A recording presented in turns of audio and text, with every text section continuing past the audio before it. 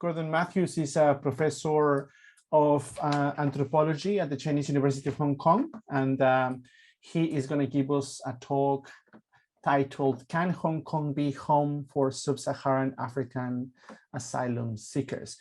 The show is yours, Gordon. Okay, I have no PowerPoint, so I'm just going to talk to you here. My paper is, Can an African be a Hongkonger? The situation of African asylum seekers in Hong Kong. There are some 2,500 Africans in Hong Kong, with roughly a third of them asylum seekers or refugees. The other two-thirds include professionals, students, and entrepreneurs. Exact figures are impossible to come by, so these figures are estimates. The previous two papers by Ficadu and by Philip have discussed entrepreneurs and students. In this paper, I turn to asylum seekers. This paper is based on a weekly class of African, South Asian, and Middle Eastern asylum seekers that I've been teaching for the last 15 years in Chungking Mansions.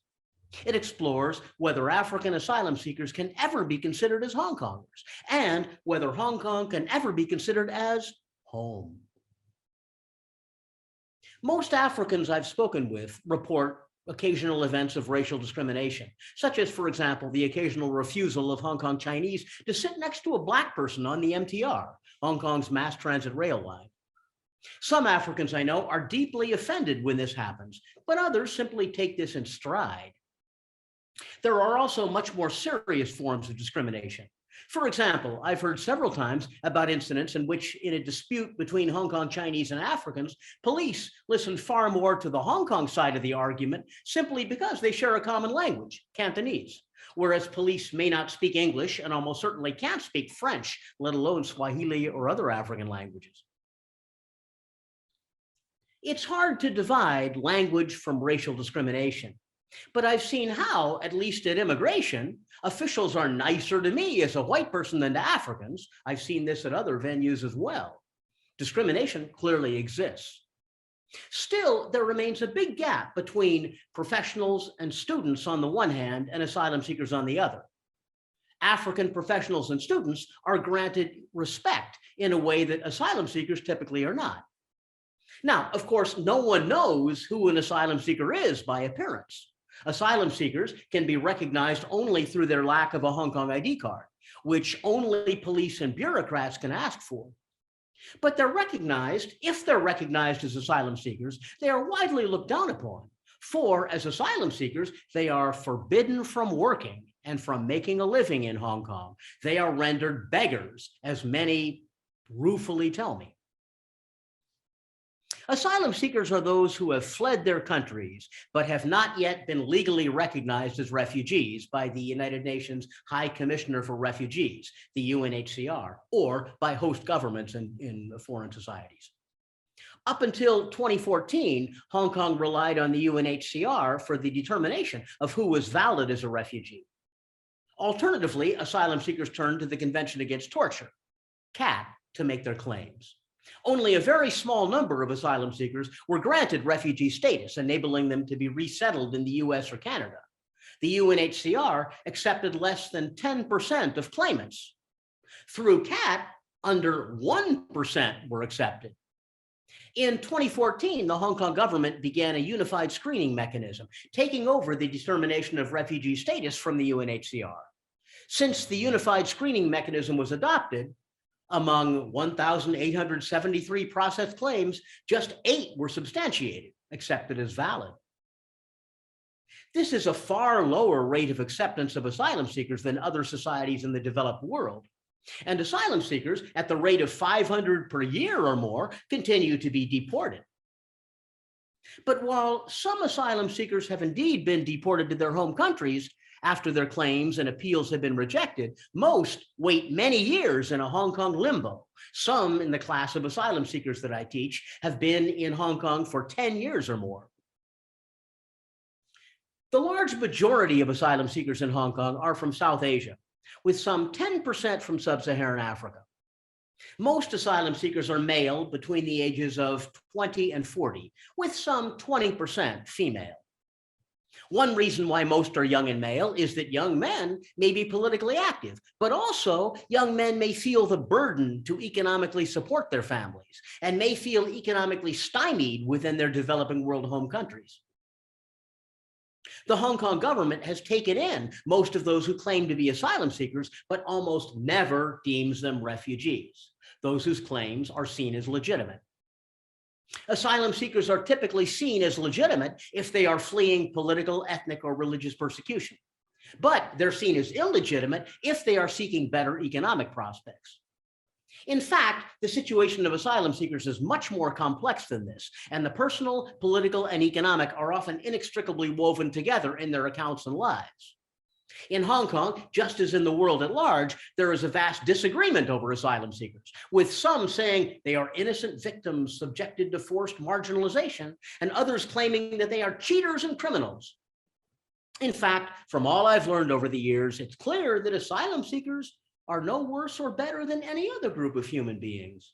But if I myself were a young man in Lagos or Nairobi or Karachi with no prospects at home, I'd certainly consider becoming an asylum seeker in Hong Kong as a potential path to a better life, although a very difficult path. The Hong Kong government provides a stipend to asylum seekers. At present, Hong Kong, $3,000 of rent assistance and food rations per month.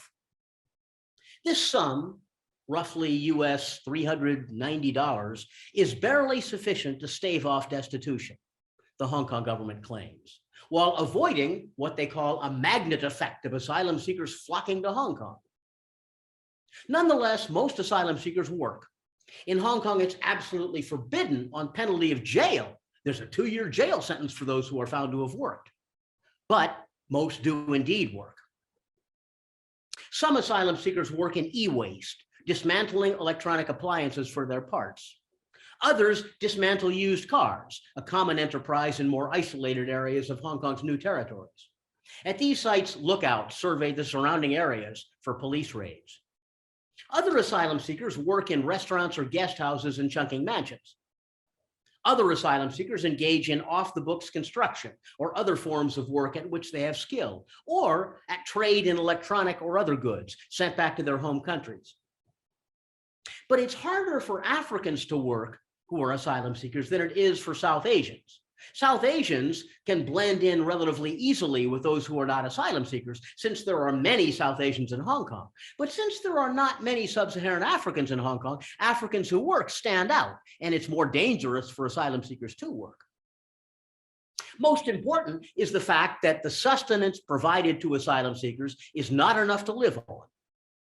A few live off charity, often provided by Christian churches or by NGOs. Some are also supported by Indonesian or Filipina domestic helper girlfriends. But most work at laboring jobs that are readily available in a Hong Kong where labor is insufficient. Indeed, if an asylum seeker can work for a few years and send money back home, then he or she could do very well once returning home. A Kenyan sex worker made this very clear to me when she said that if she could practice her trade for 4 years in one of Hong Kong's bar districts, then she would have enough money to send her son through school to university back in Nairobi and then start her own restaurant. And she just hoped that as an asylum seeker, she wouldn't be caught and deported before she was able to do this.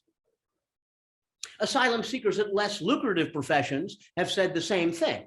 A few years of working in Hong Kong could, if they carefully sent their money back home, and if their money was not spent back home, but saved, could have indeed very good lives back home. But this is always dangerous because the temptation for family back home will be to spend rather than save the money earned overseas, as several African asylum seekers have bitterly recounted to me. Their family has used up the money. They've eaten the money, as I've been told. Nonetheless, if the money is indeed saved, then it may be a life-altering windfall once the asylum seeker is deported or returns home voluntarily. Except in extraordinary cases, the only way an asylum seeker can permanently stay in Hong Kong is through marriage to a person with a Hong Kong ID card.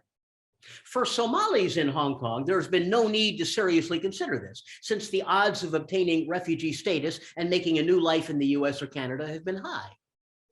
But many other Africans cannot realistically hope to attain refugee status to go to the US or Canada. Many feel that they can't go home again. The circumstances that have led them to leave their home country, whether political, religious, ethnic, or economic, are such that this is impossible, they feel. For these people, Hong Kong beckons as home. And the one obvious way that Hong Kong can indeed become their home is to marry a Hong Konger. Marriage to a domestic helper will not help, and indeed will probably cost the domestic helper her job. Marriage must be to a resident of Hong Kong holding a Hong Kong ID card. Once this marriage has taken place and been investigated by immigration authorities, then a Hong Kong ID card will perhaps eventually be granted to the asylum seeker.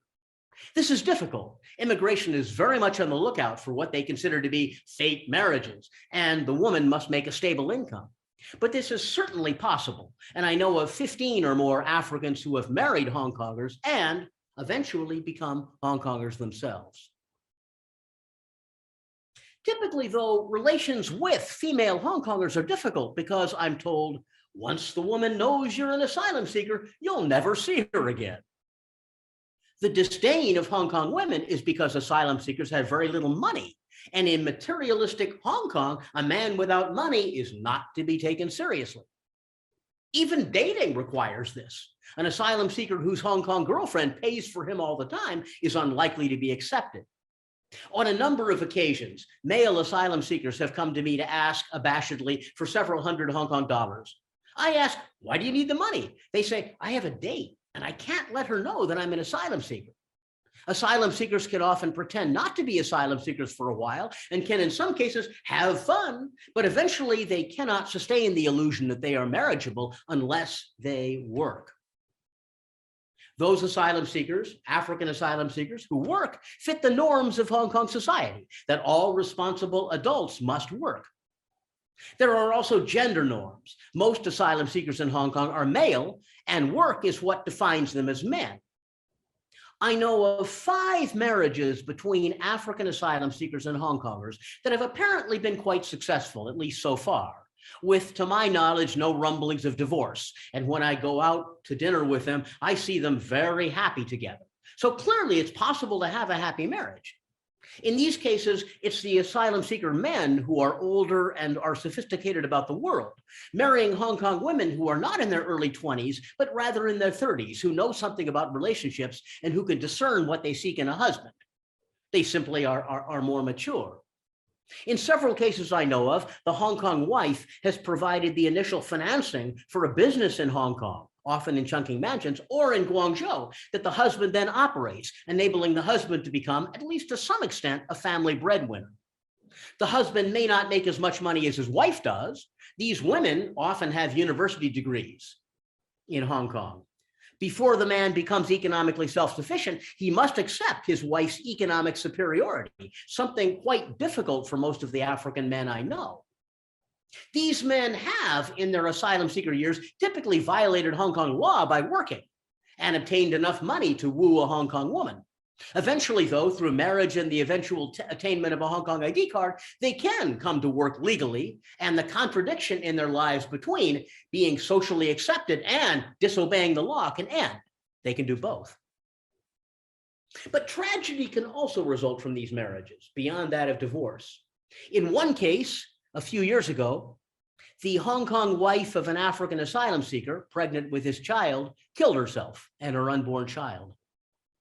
This was because the husband had spent his evenings hanging out with his African friends in Chungking mansions rather than staying at home with his wife, as is the Hong Kong norm. And she was convinced that he was seeing other women, as apparently he was not. Despite this, it's clear that for a lucky few asylum seekers, they can indeed work, make money, marry, become legal in Hong Kong, and then work at more lucrative pursuits. This is what we see.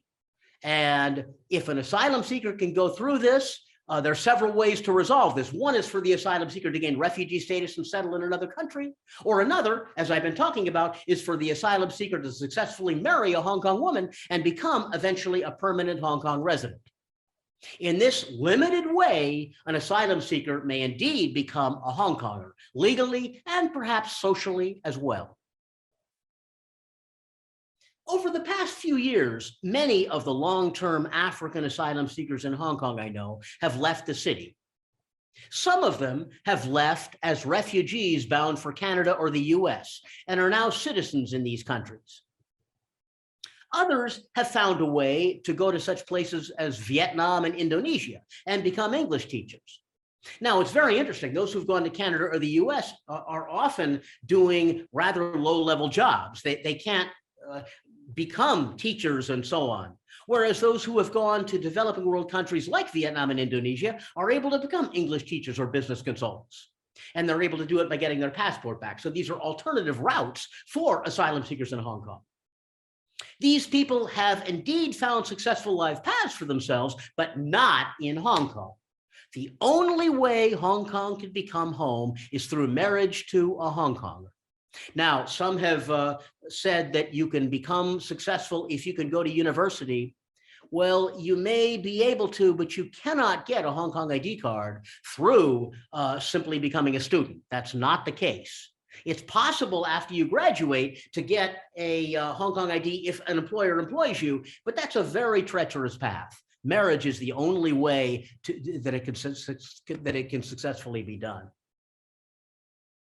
Now, all of that I've said is quite true, but as you all know, Hong Kong has been changing in its attitudes towards foreigners. The Hong Kong government, in its ongoing efforts to make Hong Kong Chinese, seeks asylum seekers to play no role in Hong Kong life. The Hong Kong government wants to keep asylum seekers at arm's length as outsiders by prohibiting them from working. But it seems that many young Hong Kongers have developed a different view. Asylum seekers often maintain that young people in Hong Kong are not as racist as their elders have been. In my Saturday Chungking Mansions class for asylum seekers, in recent years, there are sometimes more young Hong Kongers in attendance than there are asylum seekers. 10 years ago, when asylum seekers came to my university to discuss their situation, students would sometimes ask, "Why have you come here? Why don't you go back to Africa?" Now, African asylum seekers are welcomed in classes at Chinese university, and indeed are often subjects of great interest among students, and are sometimes treated like minor celebrities of sorts. Why? In part, this is because young Hong Kongers are becoming less racist than their elders. Chungking Mansions 15 years ago was seen as a place of crime and darkness. It's now a place of fascination, a way to understand societies in the developing world within one's own city for many young people. Today on weekends, one often comes across denizens of the building leading tours for eager young Hong Kongers, and Hong Kong liberal studies secondary students earnestly asking merchants and traders, "What do people eat for breakfast, for lunch, for dinner in your home country?" This very definitely includes Africans. However, if young Hong Kongers are less racist and more accepting than their elders of people from Africa, there is one group towards which they are less accepting, and that group is mainland Chinese. In a sense, mainland Chinese have replaced South Asians and Africans as the new racial other in Hong Kong. It seems that the more the Hong Kong government has tried to ram Hong Kong's Chineseness down its citizens' throats, the more young Hong Kongers have resisted mainland Chinese. And mainland Chinese have become the racial other in Hong Kong because the Hong Kong government has been insisting that Hong Kongers and mainland Chinese are the same. This is deeply unfortunate. This too is racism, but this is what we see. This is illustrated by a conversation that took place in my Chungking Mansions class in 2018. A young Hong Kong localist was asked by an African asylum seeker, "Can I be a Hong Konger?" The localist said, "Of course you can be a Hong Konger. Hong Konger needs people like you." Then a mainland student attending a Hong Kong university asked, "Can I be a Hong Konger?" The localist said, "Well," with the implication being no. The discourse of the Hong Kong government has been that Hong Kong is Chinese, with room for a smattering of foreigners, typically rich and white, or poor domestic helpers. But Hong Kong is Chinese. The localist adheres to a completely different discourse, an opposite discourse. Hong Kong is for everyone in the world of every skin color and level of wealth, except for mainland Chinese who do not belong. Now, Over the past 15 months, since the imposition of the national security law, this attitude of Hong Kong belonging to the world has been suppressed. Hongkongers must declare their ultimate loyalty to China, the country to which they belong. The national security law has had vast effects on Hong Kong society as a whole, with many Hong Kongers emigrating and many more proclaiming a loyalty to mainland China, their motherland. Many Hong Kong Chinese themselves have become asylum seekers in foreign countries. On the other hand, Hong Kong appears to be becoming more restrictive towards asylum seekers who have landed on its shores in terms of both new laws and perhaps, although the evidence is only anecdotal, greater surveillance of ethnic minorities in Hong Kong, including Africans. Hong Kong appears to be becoming Chinese more than international in its orientation. And this has a direct effect on whether Hong Kong can be felt to be home by the long-term African asylum seekers and refugees I know in Hong Kong. And yet, most of the long-term Africans in Hong Kong do continue to feel at home in this society. Hong Kong remains socially welcoming, they feel. The African asylum seekers and former asylum seekers who are married or who, with refugee status, are able to work in Hong Kong do indeed tend to feel that this society is their home. As Hong Kong evolves, however, whether Hong Kong can be home for them or for all of us who are foreigners in this society remains to be seen. Thank you.